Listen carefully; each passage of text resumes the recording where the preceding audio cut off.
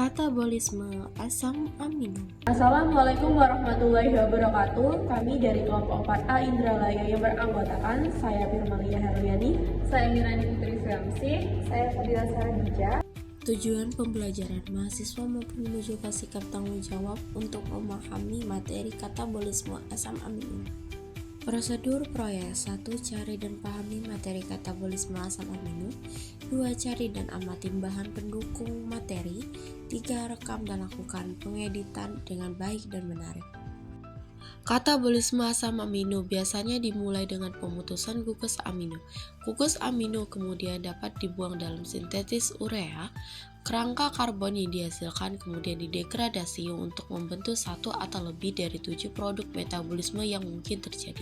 Di antaranya asetil-CoA, asetoasetil-CoA, piruvat, alpha-ketoglutarate, suksinil-CoA, fumarat, dan oksaloasetat. Asam amino yang terdegradasi menjadi asetil-CoA atau asetoasetil-CoA disebut dengan ketogenik karena dapat diubah menjadi asam lemak atau badan keton. Kerangka karbon dari asam amino glukogenik yang didegradasi menjadi piruvat atau zat antara siklus asam sitrat kemudian dapat digunakan dalam gluconeogenesis. Sebagian besar asam amino bersifat glukogenik. Pemutusan gugus alfa amino dari asam amino melibatkan dua jenis reaksi biokimia, yaitu transaminasi dan deaminasi oksidatif. Transaminasi adalah proses pemindahan gugus amino, sehingga terbentuk lagi asam amino lagi yang berbeda dengan asam amino yang pertama. Sedangkan deaminasi adalah proses pemindahan gugus amino dari asam amino untuk disintesis oleh urea dan kemudian dikeluarkan dari tubuh. Adapun dalam kehidupan sehari-hari, contoh bahan pangan yang mengandung protein antara lain ada daging ayam, tempe, susu, dan telur. Daging ayam menjadi salah satu merupakan sumber protein berkualitas tinggi dengan total asam amino esensial lebih dari 40%. Daging ayam memiliki kandungan asam amino esensial yang tinggi seperti lisin, leusin, dan asam glutamat. Susu, protein susu terutama kasein dan whey mengandung asam amino esensial yang diperlukan oleh tubuh. Asam amino bebas yang paling melimpah dalam susu mentah sapi, domba, dan kambing adalah asam glutamat, tirosin, dan glisin. Tempe mengandung 8 asam amino esensial yaitu triptofan, fenilalanin, lisin, theronin, metionin, leusin, isoleusin, dan valin. Asam amino yang terkandung secara seimbang ini membuat tempe menjadi salah satu bahan pangan dengan kandungan protein yang cukup lengkap. Telur merupakan salah satu sumber protein hewani yang sangat mudah didapatkan. Telur mengandung banyak protein, terutama pada bagian putih telurnya. Putih telur mengandung 18 asam amino di antara isoleusin, leusin, lisin, metionin, sistein, fenilalanin, tirosin, theronin, triptofan, valin, alanin, arginin, asam aspartat, glisin, histidin, prolin, dan serin. Asam amino terdiri dari 20 asam amino di antaranya alanin, arginin, asparagin, asam aspartat, sistein, asam glutamat, glutamin, glisin, histidin, isoleusin, leusin, lisin, metionin, fenilalanin, prolin, serin, theronin, triptofan, tirosin, dan valin. Asam amino dapat dikelompokkan ke dalam kelas menurut produk akhirnya yaitu asetil-CoA, asetoasetil-CoA, piruvat, dan beberapa zat antara siklus asam sitrat. Degradasi 20 asam amino yang ditemukan dalam protein gugus alfa amino dihilangkan pada awal jalur katabolik.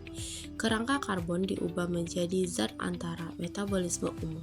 Tanda bintang menandai asam amino dengan lebih dari satu jalur degradatif.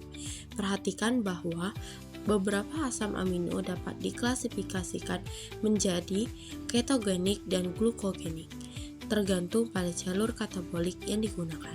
Katabolisme asam amino melalui jalur asetil-CoA.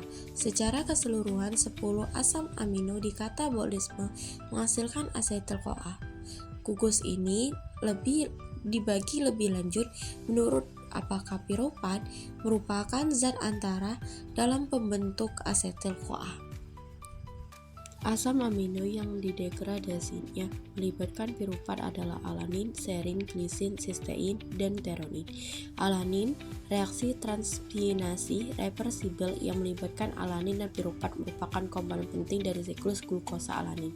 Serin, seperti yang sudah dijelaskan, serin diubah menjadi piruvat oleh enzim serin dehidratase. Glisin dapat diubah menjadi serin oleh serin hidroksimetiltransferase. Sistein dioksidasi menjadi sistein sulfinat. Theronin dioksidasi oleh theronin dehidrogenase untuk membentuk alpha amino beta ketobutirat. 5 asam amino lain yang diubah menjadi asetil-CoA melalui jalur yang tidak melibatkan piruvat adalah lisin, triptopan, tirosin, fenilalanin, dan leusin. Triptopan diubah menjadi alpha ketoadipat dalam 8 reaksi yang juga menghasilkan format dan alanin. Tirosin, katabolisme tirosin dimulai dengan transaminasi dan dehidroksilasi. Homogentisat disintesis dalam reaksi terakhir. Asetoasetat dan fumarat kemudian dihasilkan dalam reaksi isomerisasi dan hidrasi. Penilalanin dihidroksilasi untuk membentuk tirosin oleh penilalanin 4 monooksigenasi dalam reaksi yang membutuhkan O2 dan tetrabioprotein. Tirosin terdegradasi menjadi asetoasetat dan fumarat. Lisin diubah menjadi alpha ketoadipati dalam serangkaian reaksi yang mencakup 2 oksidasi penghilangan gugus amino rantai samping dan transaminasi. Leusin diubah menjadi HMG-CoA dalam serangkaian reaksi yang mencakup transaminasi, 2 oksidasi, karboksilasi, dan hidrasi. Degradasi asam amino alpha ketoglutarat. 5 asam amino glutamat, glutamin, arginin, prolin, dan histidin degradasi menjadi alpha ketoglutarat. Glutamat dan glutamin diubah menjadi glutamat dan NH4+ dalam glutaminase. Seperti yang dijelaskan sebelumnya bahwa asam amino glutamat diubah menjadi alpha ketoglutarat dan glutamat dehidrogenase atau dengan transaminasi. Prolin, katabolisme prolin dimulai dengan reaksi oksidasi. Yang terakhir diubah menjadi glutamat semialdehida melalui reaksi hidrasi. Histidin diubah menjadi glutamat dalam 4 reaksi, yaitu deaminase, non-oksidatif, 2 hidrasi, dan pelepasan gugus forma amino. Katabolisme asam amino melalui jalur suksinil-CoA. Suksinil-CoA terbentuk dari kerangka karbon metionin, isoleusin, valin, dan treonin. Metionin, degradasi metionin dimulai dengan pembentukan SAM yang diikuti dengan reaksi demetilasi. Isoleusin dan valin, 4 reaksi pertama dalam degradasi isoleusin dan valin dikatalisis oleh 4 enzim yang sama. Katabolisme asam amino melalui jalur oksaloasetat. Asam amino aspartat maupun asparagin didegradasi untuk membentuk OAA. Aspartat diubah menjadi OAA dengan reaksi transaminasi tunggal. Asparagin awalnya dihidrolisis untuk menghasilkan aspartat dan oleh asparaginase. Degradasi semua asam amino akhirnya pada 7 asam amino dipecah menjadi asetil-CoA. 5 asam amino diubah menjadi alpha ketoglutarat, 4 menjadi suksinil-CoA, dan 2 menjadi fumarat, dan 2 menjadi oksaloasetat.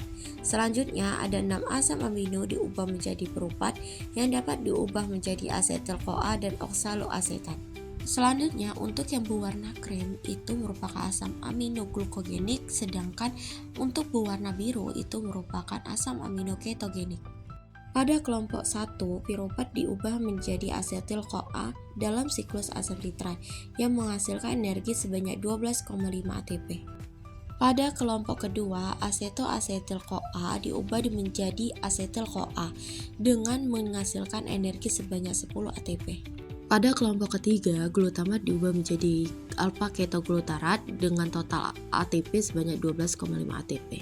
Kelompok keempat diubah menjadi suksinil-CoA dengan total energi yaitu 10 ATP. Kelompok kelima diubah menjadi asetil-CoA dengan total energi yaitu 10 ATP. Pada kelompok keenam diubah menjadi oksaloasetat dengan energi yang dihasilkan yaitu 10 ATP. Kelompok 7 itu menghasilkan fumarat dengan total energi yaitu 10 ATP. Sehingga dapat disimpulkan dalam katabolisme asam amino itu terdapat total ATP yang dihasilkan sebanyak 75 ATP berasal dari kelompok 1 asam amino dan kelompok 3 asam amino sebanyak 12,5 ATP dan kelompok lainnya menghasilkan sebanyak 10 ATP. Materi dari kami akhiri. Wassalamualaikum warahmatullahi wabarakatuh.